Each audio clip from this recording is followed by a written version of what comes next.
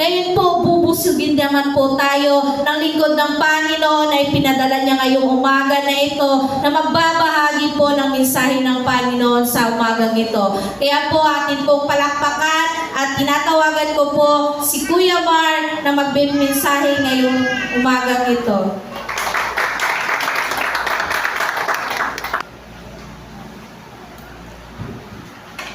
Tuloy muna tayo, kaya sandali. Aming Ama, kami po ay nagpapasalamat sa umaga nito. Bilang ng katotohanan ng Panginoon na magkaminsan ang iyong mga lingkod na tinatalaga, Panginoon, kinakailangan mo gamitin sa ibang dako. Patunay, Panginoon, na buhay ang Iglesia na iyong itinatag, Panginoon, na pinagkatiwala si Pastor yung Panginoon. Kailangan namin dakilang Diyos, inyo pong pagtagumpayin ng dapat ng aming Pastor, Panginoon, at patuloy kang gamitin pagkapalang dakilang Diyos sa dako ng kanilang pag-uungan ng Panginoon. Salamat po sa buhay ng aming Pastor at aming Pastora. At sa inyong mga anak, Panginoon, na narito, alam namin, Panginoon, na hindi kami tumatayo para sa tao, kundi kami tumatayo para sa iyo, Panginoon. Sa alam namin, Panginoon, na ikaw lamang ang siyang dapat namin paglingkuran, Panginoon. Ama, dalangin ko sa umagang ito na ibubumbog ka ng puso at isip ng bawat isa at patuloy, Panginoon, na ang iyong mga salita lamang ang siyang dapat namin pong pakinggan, Panginoon. At ang mga salita o bulong ng kaaway ay hindi namin pinagintulutan sa umagang ito. Salit na kilang Diyos, ang iyong kapangyarihan lamang ang kikilos sa kilang Diyos sa umagang. Salamat, Panginoon. Palutin mo ng iyong banal na dugo ang dako dito, magiging ng mga kapatid na wala pa rito, Panginoon, ay hindi kong tulungan at tupuin, Panginoon, na makasama natin sa Kanya. Salamat po, siya po namin dinatalaga ng gawain ito sa pangalan nito. Amen. Amen. Good morning po.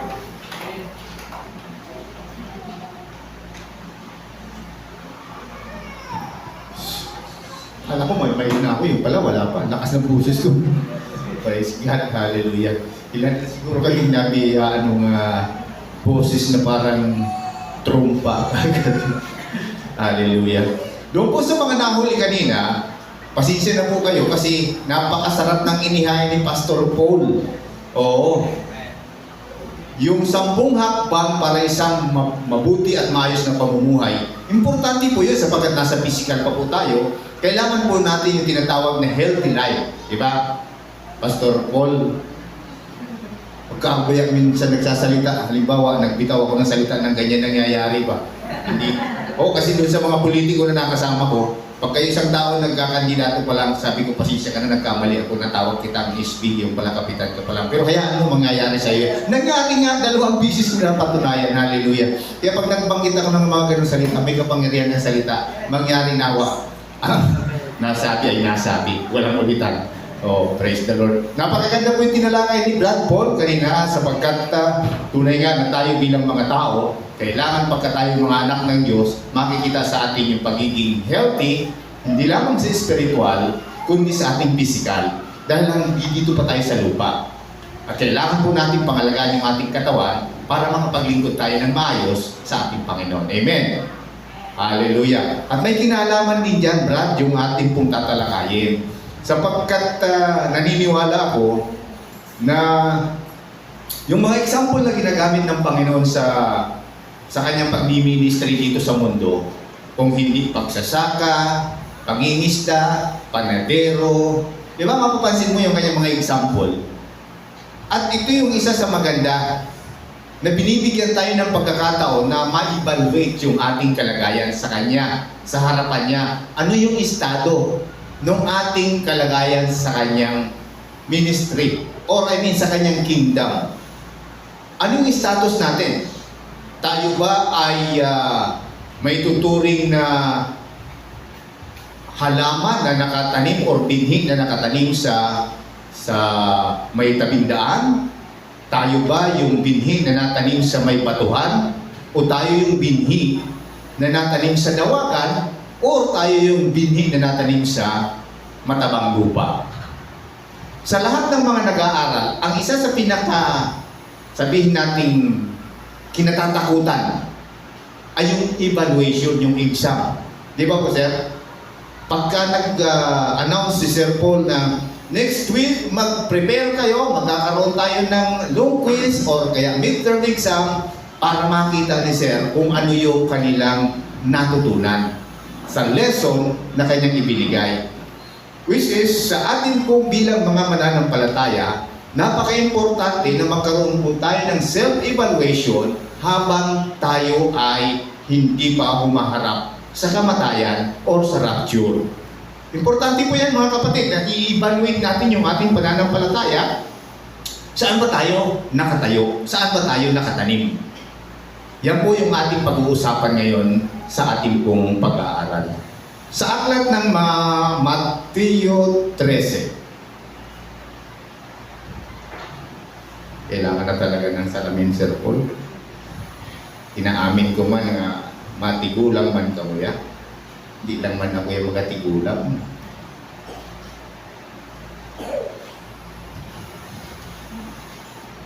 Maganda po yung version kasi nitong Bible ko nito, kahit medyo parang gutay-gutay na. Doon po pala naririnig ko to sa mga pastor ng mga veterano. Pagka yung daw Bible niya ay parang gutay-gutay na, hindi yun dahil sa hindi marunong mag-ingat. Ibig sabihin doon yung Bible ginagamit. Pero yung Bible na pagkakinis at pagkalinis-linis, baka hindi nabubuksan o baka alikabok nasa cover. Hindi, wala pa akong intention manakit ano. Nagkataon na matagal na talaga luma na itong Bible na ito, pero ginagamit kahit pa paano. Ano po? Akin pong babasahin sa Matthew 13, sa mga talatang 18 hanggang sa 23. Pakinggan nga ninyo ang kahulugan ng talinghaga tungkol sa manghahasik. Ang mga nakikinig ng salita tungkol sa paghahari ng Diyos, ngunit hindi nakauunawa nito, ay katulad ng mga binhing nahasik sa tabi ng daan. Dumarating ang masama at inaagaw ang nahasik sa kanilang puso. Inilalarawan ng binhing nahasik sa kabatuhan na ang nakikinig ng salita ay masayang tumanggap nito kaagad. Ngunit hindi ito tumitimo sa puso nila kaya't hindi sila nananatili. Pagdating ng kapighatian o pag-uusig dahil sa salita ay agad silang nanlalamig. Sa 22, inilalarawan naman ng nahasik sa dawagan ang nakikinig ng salita, ngunit naging abala sa mga bagay na ukol sa mundong ito at naging maibigin sa mga kayamanan, anupat ang salita ay nawawala na ng puwang sa kanilang puso kaya't hindi makapamumunga. Sa 23, at inilalarawan naman ng nahasik sa matabang lupa ang mga nakikinig ng salita at nakauunawa nito. Sila'y namumunga, may tag-100, may tig-6 na po, at may tig-30 po. Malinaw po mga kapatid doon sa ating binasa na meron pong kanya-kanyang kinalalagyan ang bawat binhi. Bawat isa sa atin ay itinuturing ng Panginoon na kanyang bukid. Tayo yung kanyang sakahan. Siya ang nagpapatubo, siya ang nagpapalago at nagpapabunga. Ngunit ang nagtatanim ay ang Panginoon. Ang Panginoon ang farmer, tayo yung farm, ang Ama ang siyang may-ari ng sakahan. And therefore, bilang may-ari, ang kanyang number 1 na purpose kaya siya nagtanim para umani ng bunga. Amen. Pagka halimbawa tayong magulang o tayo ay pamilyadong tao, palagi nating in-expect doon sa ating mga magiging anak ay maging mabuting anak, maging mabuting bata. Sapagkat tayo bilang mananampalataya, itinuturing natin yung ating sarili na modelo na kung ano yung dapat na halimbawa meron tayo ay dapat makita natin sa ating mga anak. Kaya lang sabi nga ay walang perpekto, no? Gayon pa man, lagi kong ginagamit na halimbawa ang buhay ni Pastor Rapa sapagkat kung hindi siya naging mabuting tagapag-alaga ng pamilya, malamang itong mga anak niya ay wala dito. Malamang walang nagtuturo, malamang walang nagtutugtog, walang nasa technical sapagkat sila ay hindi naturuan. Hindi sila na punlaan ng tamang pundasyon. And therefore, lagi kong sinasabi, yung pagiging magandang halimbawa ni Pastor John ng mag-asawang ito, dahil nakita natin yung bunga ng kanilang pamilya, which is good. At ito naman yung gusto nating mangyari sa ating pamilya. Yung makita natin yung ating pamilya na mabuti at hindi nagdadala ng kahihiyan sa Diyos, sa Panginoon, na siyang nagbigay ng buhay sa atin. Kung baga tayo yung magulang, kailangan yung ating mga anak ay hindi naman magbibigay ng kahihiyan sa pangalan natin. Iniingatan natin yung pangalan natin. Sabi nga aanhin mo ang kayamanan kung ang yung pangalan na may sira. May pangalan na pwedeng isanla. Di ba? Pansinin nyo, kapag halimbawa ay kayo mangutang, malayo pa nakangiti na yung uutangan mo sapagkat alam niya nagbabayad ka. Meron naman yung malayo pa, hindi mo man magsasarado, biglang magsasarado. Sakit nun, di ba? Yung, andyan na naman itong haba ng lista, di man ito nagbabayad. Which is, hindi maganda sa part natin. That's why, pinangangalagaan natin yung ating pangalan sa lahat ng aspeto ng ating buhay. At nang sa gayon, yung ating pagiging anak ng Diyos, pagiging Kristiyano, ay hindi magdadala ng kahihiyan sa ating Panginoon, kundi magbibigay ng karangalan at papuri sa Diyos. Amen. So we have to evaluate ourselves. Mag-self-examination po tayo sa ating mga sarili. Doon sa ating binasa, meron po doong mga tinatawag na kanya-kanyang lugar na natatamnan ng salita ng Diyos. Saan tayo natanim sa dakong ito? Tayo po yung nakakaalam noon. Tayo po yung makakapag-evaluate ng ating sarili the way how we respond doon sa tawag, sa ministry, sa panawagan ng pastor, sa utos ng pastor, the way we respond sa Panginoon mismo.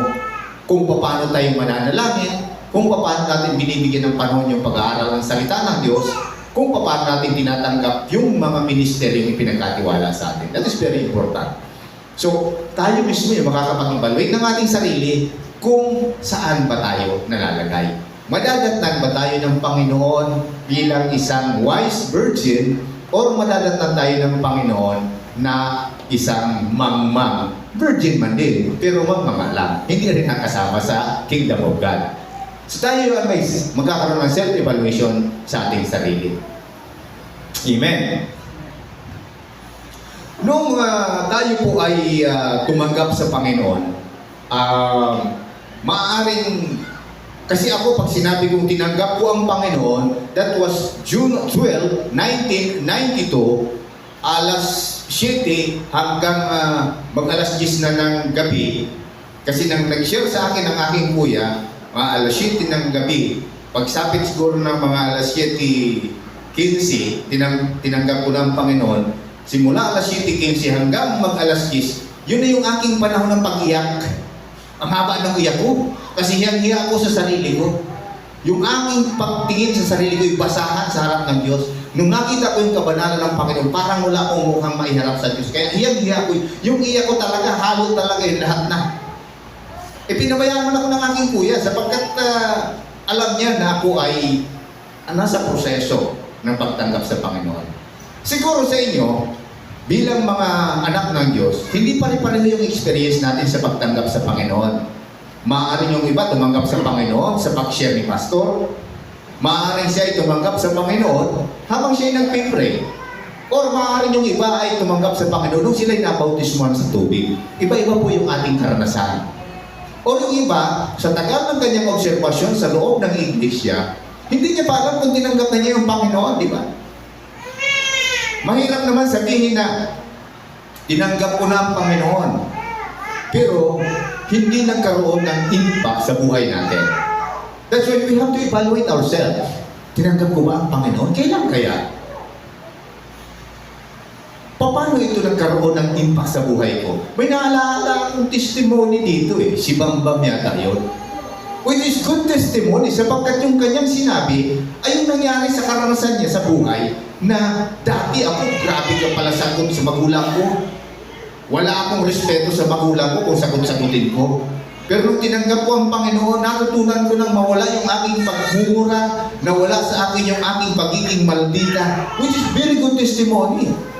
Yun yung testimony na dapat nating tingnan na ibig sabihin, natanggap talaga niya yung banal na Espiritu. Natanim talaga ang mabuting salita ng Diyos sa matabang lupa. That's why nakapagpapatuloy siya. Doon sa ating binasa kanina, sabi dito, iguwang na good niyoy.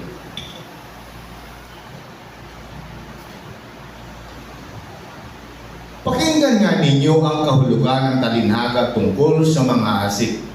Ang mga nakikinig ng salita tungkol sa paghahari ng Diyos, ngunit hindi nakaunawa nito, ay katulad ng mga binhing nahasik sa tabi ng daan. Maaaring naranasan natin ito, mga kapatid.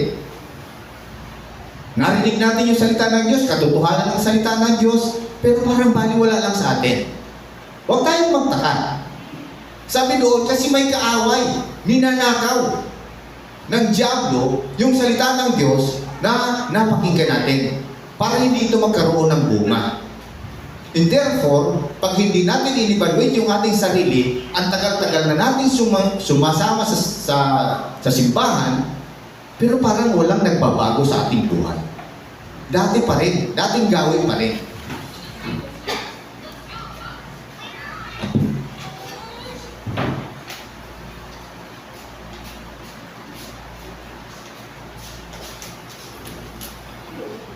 Realidad po yun. Kaya nga po may warning ang Panginoon sa atin na ang sabi nga niya kailangan magkaroon ng bunga sa atin. Sapagkat siya na nagtanim, hindi po pwedeng sinong magsasaka dito. Marami namang nakaranas dito ng pagsasaka, di ba? Karanasan ko rin May mga sobrang taba ng lupa. Pag tinanim mo yung mais, grabe kataba ng dahon. Pero di nagbunga. Nakakaranas kayo ng ganon? Meron naman yung palay, sobrang lako pagtubo, pero walang naglabas na bunga. There's something wrong. Pero may mga, pag sinabi kasi mga agriculturist, sinusuri nila yung klase ng lupa kung ano yung angkop na tanim doon. Kung halimbawa ito ay pwede sa mga prutas o pwede sa mga gulay lang, sinusuri ng mga agriculturist. Kaya nga po dito may apat na klase ng lupa na binabanggit ang Panginoon. At para tingnan natin yung ating sarili, saan tayo dito nakatanim? Sa tabi pa ng daan?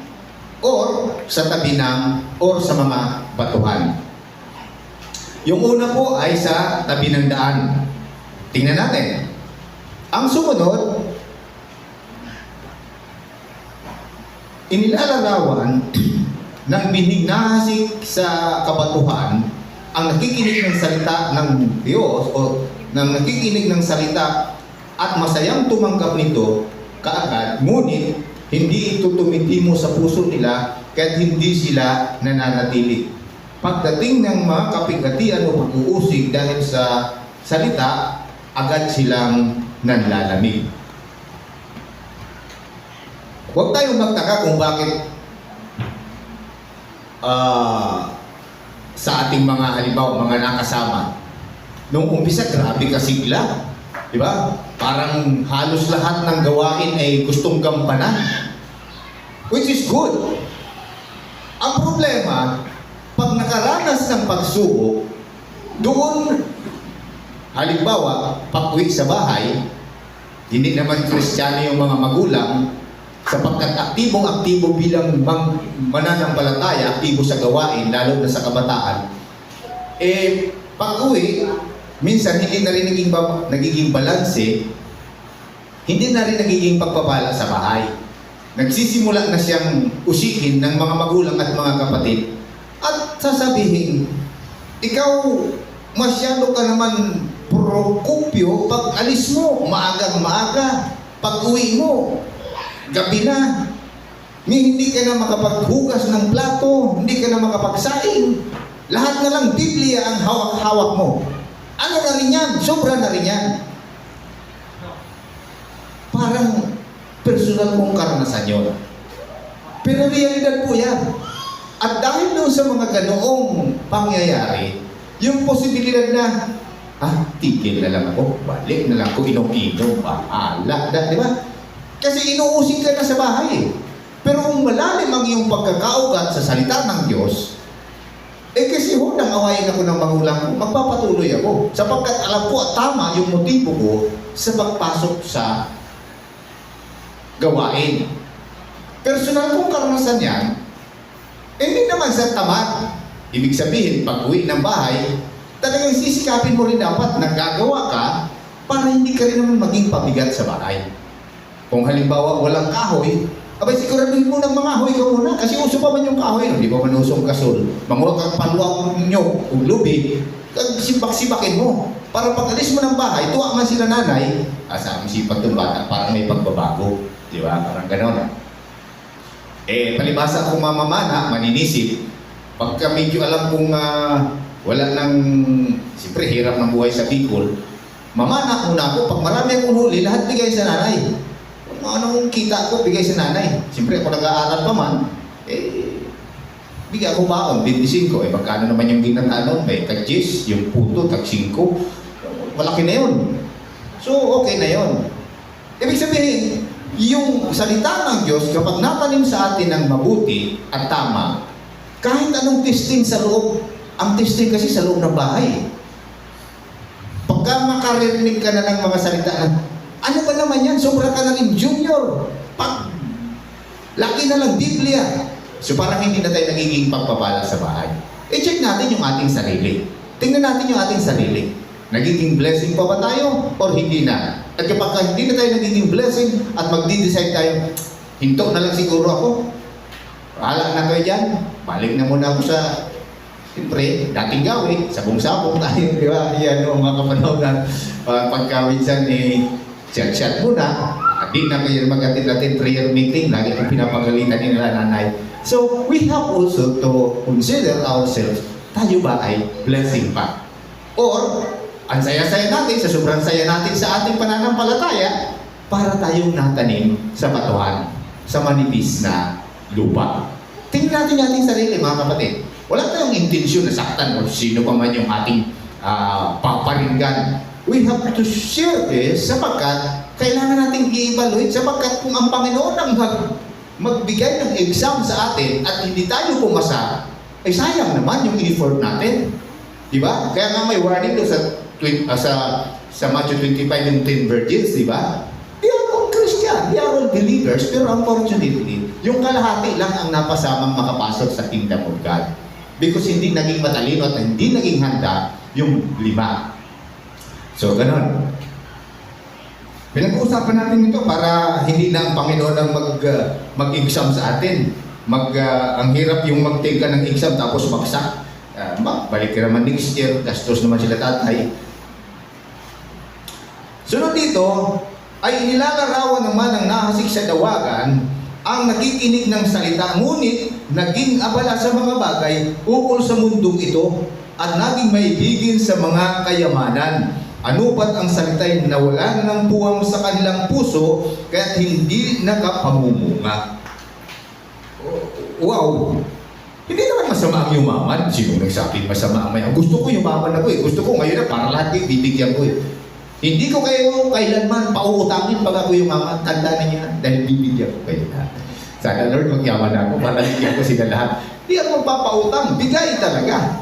Ngayon, hindi masama ang yumaman. Tandaan natin mga kapatid. Ang sinasabi ng Panginoon sa atin dito, na huwag tayong macho ng bagay sa mundo ito. Na yung ating focus ay hindi na ang Panginoon, kundi ang focus na natin ay kung paano ako yumaman at yumaman ng yumaman at bandang huli napapahamak na dahil sa wala na sa Panginoon ang focus. Yaman ka nga, dami mong ipon, tapos wala ka mang kamag-anak. Ang hirap nun, no? Yung parang palibasa yumaman yan, wala nang kilalang mga paryente. Mangutang, pautangin, pero daming sumbat, di ba? Mga ganyan, which is not good. So ang kayamanan ay ginagamit para yung Panginoon ay mapuri sa ating kayamanan. Hindi yung kayamanan natin ang magiging hadlang upang ang Panginoon ay maaalimura dahil sa ating maling paggamit ng kayamanan. Maraming halimbawa ng mga milyonaryo, di ba? Yung may-ari ng Happy Toothpaste, nang sinasabi niya, dati ang practice ko, ang tithes, which is siyempre 10%, yun lang ang ibinibigay ko. Excuse me. Pero nung bandang huli, binaliktad niya. Doon sa income niya, imbis na 10% ang kanyang ibinibigay sa Panginoon, ginawa niyang 90%. Binaliktad niya. Ang panahon na siya ay magbibigay ng ikabo, nagkalugi-lugi daw yung kanyang negosyo. We are not talking about na nag-10% na siya, nalugi pa siya. There is a purpose ang Diyos. Meron itinuturo ang Panginoon. Nung nalugi siya, imbis na nagmaktol at nagalit sa Panginoon, ang ginawa niya, baliktarin ko kaya. 90 kaya yung ibigay ko sa Panginoon at yung 10 lang ang maiwan sa akin. Aba, bigla naman yung kanyang negosyo. Dati kasi ang Happy Toothpaste, hindi man niyang kilala. Pero ngayon yung Happy Toothpaste, parang hindi lang Pilipinas na yung kanyang sinusuplayan. Parang nagkaroon na siya ng mga sa ibang bansa. So ibig sabihin, pinakita ng Diyos kay Don Pedro, kasi tawag sa kanya Don Pedro na ang Diyos ay kailanman ay hindi ka lulugi. Hindi ka, pag nagbigay ka sa Panginoon, ibig sabihin, hindi ka lulugi, hindi ka malulugi. Pagka nagbigay ka sa Panginoon, ang Diyos talaga ay hindi mo kayang i-overgive or lampasan ang Panginoon pag nagbigay. So testimony ito ni Don Pedro, yung may-ari ng Happy Toothpaste.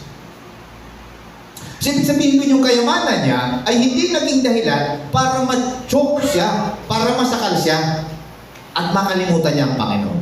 Sa halip yung kanyang kayamanan ay ginamit niya at hanggang ngayon ginagamit niya sa pag-share ng gospel saan man siya makarating na yung Panginoon kailanman ay hindi ka malulugi pag nag-invest ka sa Kanya.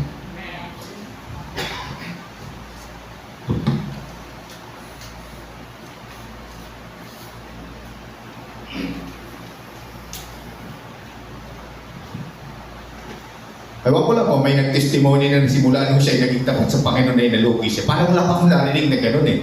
Parang hindi na testimony. Huwag ka na lang magsalita, di ba? Kung gano'n. Pero lahat po ng mga anak ng Diyos na naging tapat sa Panginoon, nakinig ng salita ng Diyos, tumibo ang salita ng Diyos sa kanilang puso, naging matagumpay lahat. Unang-una sa personal, pangalawa sa pamilya, nakita po natin yan sa maraming pagkakataon. At kaya nga po tayo nagre-remind, nagpapaalala sa pamagitan ng salita ng Diyos na magkaroon tayo ng self-evaluation at nang sa gayon, hindi tayo madadatnan ng Panginoon na nagkulang at masasayang yung ating mga trabaho. Kaya nga meron mga nahuhuli na nauuna at marami namang nauunang nahuhuli. Although yung pinag-uusapan doon tulad ng Israel, sila yung chosen people, pero marami sa kanilang hindi tumanggap sa Panginoon. Marami sa kanila ang hanggang ngayon hindi pa naniniwala na dumating na ang Mesiyas. Marami pa rin sa Israel ngayon ang hindi talaga naniniwala na si Jesucristo ang siyang Panginoon na ipapadala ng Ama para iligtas at i-establish ang kingdom ng Israel. Di pa nila tanggap, di pa rin nila alam hanggang sa ngayon. Kaya kung may nangyayari pa sa kanilang ganyan, may purpose ang Diyos. Yung gera sa kanila, may purpose ang Diyos. Alam natin, na nasa last phase na tayo sa programa ng Diyos, hindi natin alam kung kailan siya babalik, kung kailan ng rapture. But then, itong lahat ng mga signs na ito ay nangyayari nasa plano at programa ng Diyos. Amen. So, balik tayo. Again, ang kayamanan na hindi masama, ang kailangan natin sa kayamanan, ibinibigay ng Diyos ang kayamanan para ito ay maparangalan ng Diyos sa pamamagitan ng ating kayamanan.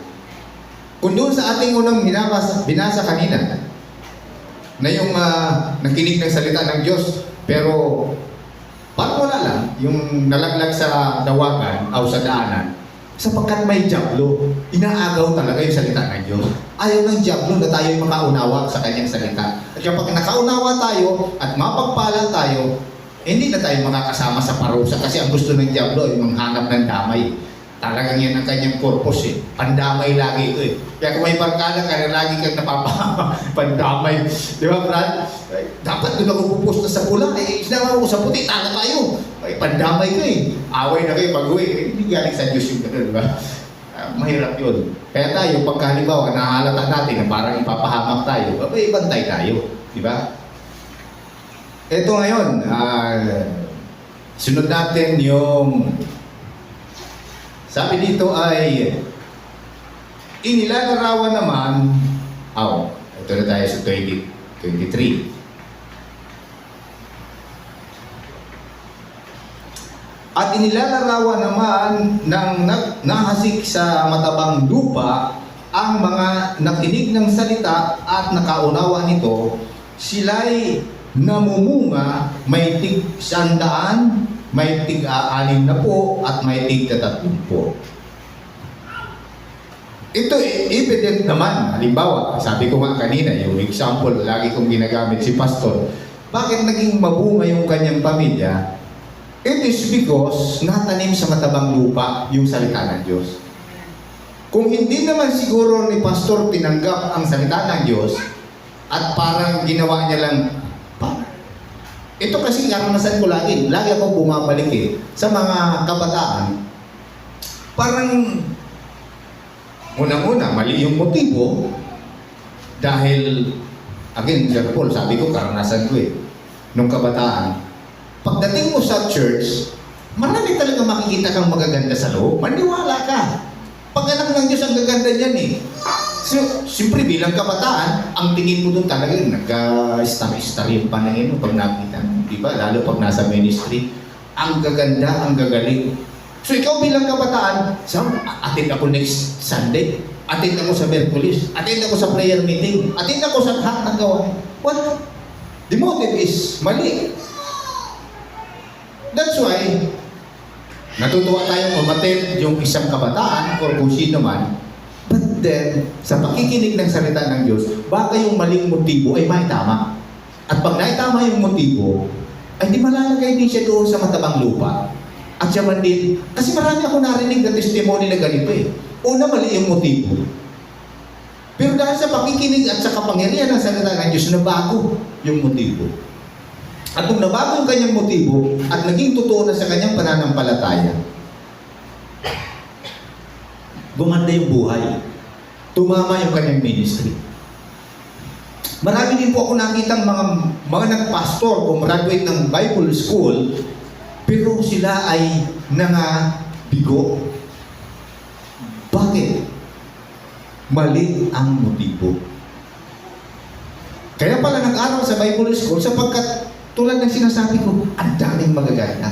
Tandaan natin mga kapatid ng mga born again, mababait, madaling mauto. Masakit ba?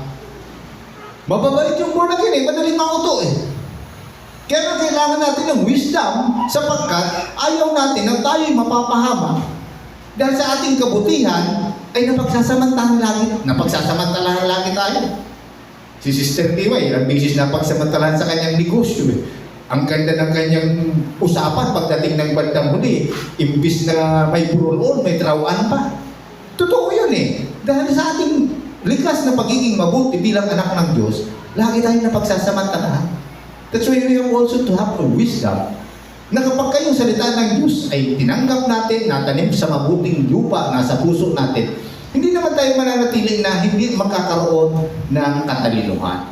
Katalinuhan, importante yan. Upang makita natin kung ito ba, niluluko na ba ako nito?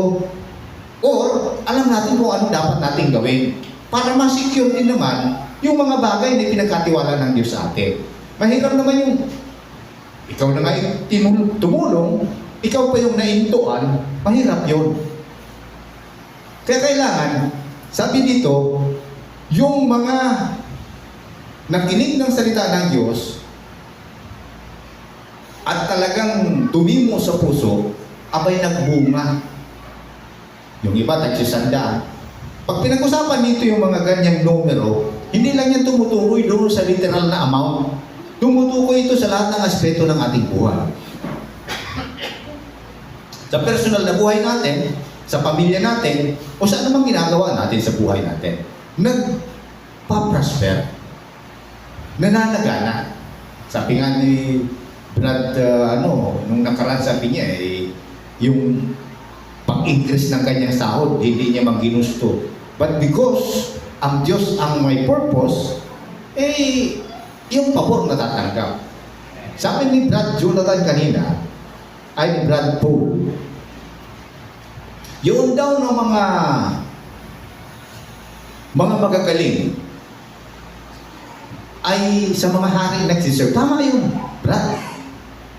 Alangan naman na makuha yung hari ng palpak, di ba? Siyempre kukuha yun ng talagang excellent sa kanyang ginagawa. Driver ka man, barbero ka man, pero talagang pag tinignan, ganda naman ang gupit niya. Sino ang gupit niya? Ay, pag sinabing, ayun, buhay pa ba ng gupit niya? Ibig sabihin, may kantyaw. Kay Sir Jerome, ayos naman sir eh. Buhay pa man? Buhay pa. Bigyan mo ng manok. Pag hindi naging ng manok, ibig sabihin, ayos yung gupit. Pero pag naging, ibig sabihin, himasi-himasi mo bago ka lumabas kasi may sapla.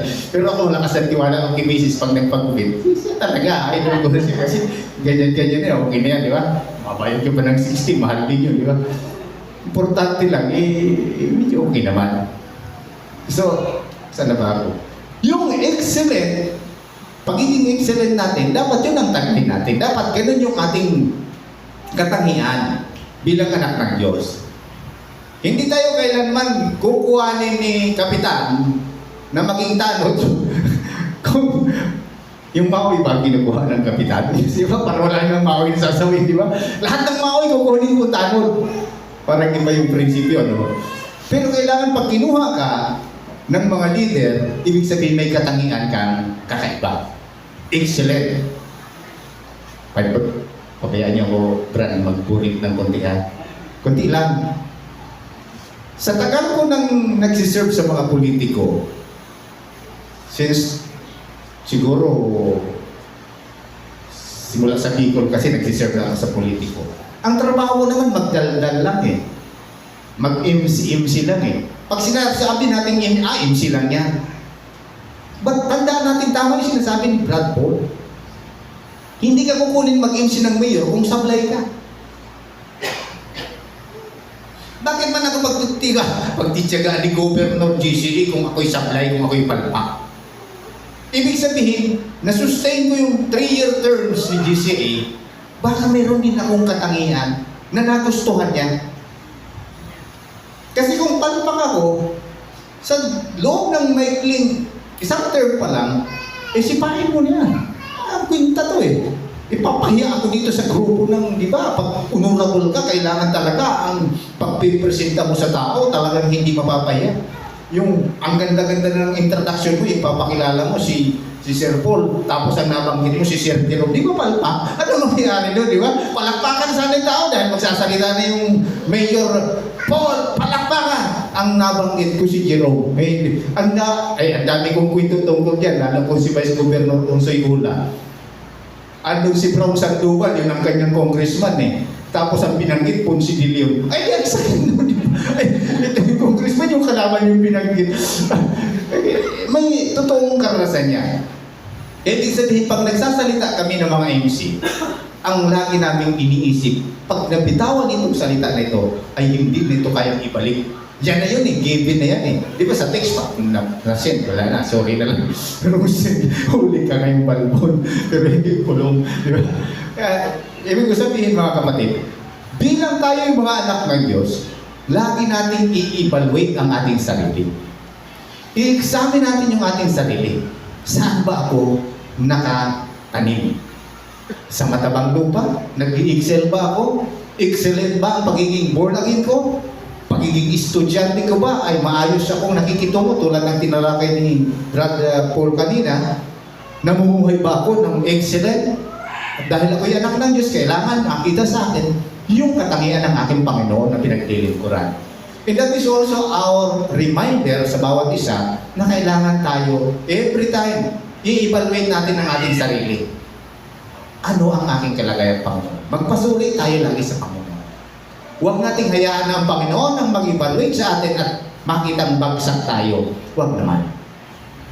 Samantalay natin yung pagkakataon habang naghihintay tayo sa Kanya, magiging productive tayo, mabunga tayo, sapagkat ang sabi ng Panginoon, ang aking puno ay kailangan mayroon akong makukuha ko. Last few seconds. Doon po sa panghuli, sabi sa John chapter 15,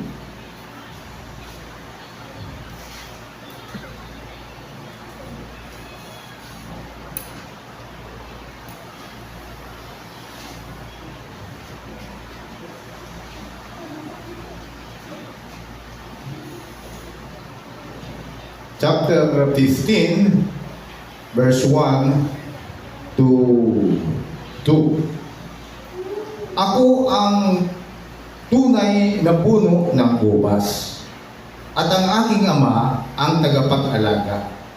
Pinuputol niya ang bawat sangang hindi namumunga, at kanya namang pinuputulan at nililinis ang bawat sangang namumunga, upang lalong dumami ang bunga. Ang ganda, di ba? Kung tayo ngayon ay mga anak na ng Diyos, huwag nating ikagalit kung merong nagpuna sa atin. Huwag nating ikagalit kung merong nagsabi sa atin, Brad, mali ang gawa mo. Huwag nating ikagalit kung ang pastor ay nagsalita at parang nasaktan tayo. Huwag nating gawing dahilan para magtampo at umalis.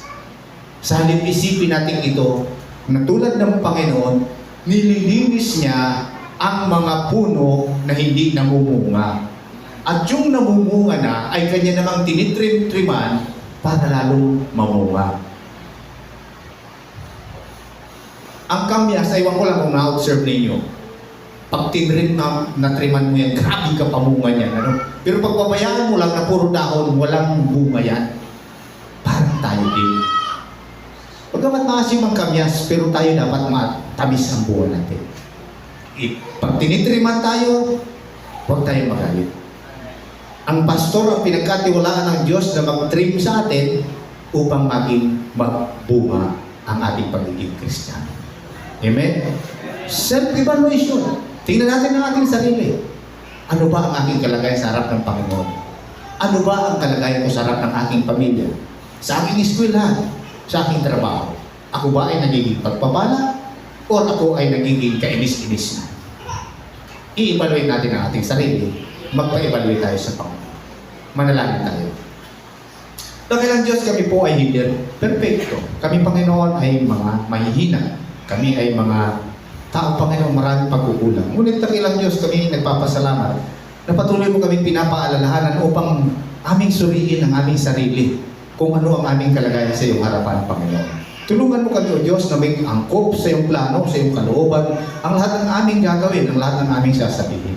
At hayaan kami patuloy na maging bukas sa pagtutuwid, sa pagtuturo, upang kami, Panginoon, ay higit na maging mabunga at madatnan mo kami, Panginoon, na kapakipakinabang. Bilang ikaw ang aming pong tagapag-alaga, ikaw ang nagpapabunga, madatnan mo. Nawa kami, Panginoon, kapakipakinabang bilang iyong bukirin, Panginoon. Salamat po, Diyos, sa umagang ito. Pinasasalamatan ka namin sa iyong mga salita at patuloy, Panginoon, na turuan ng bawat isa na kami maging bukas at patuloy, Panginoon, na maunawaan ang iyong salita.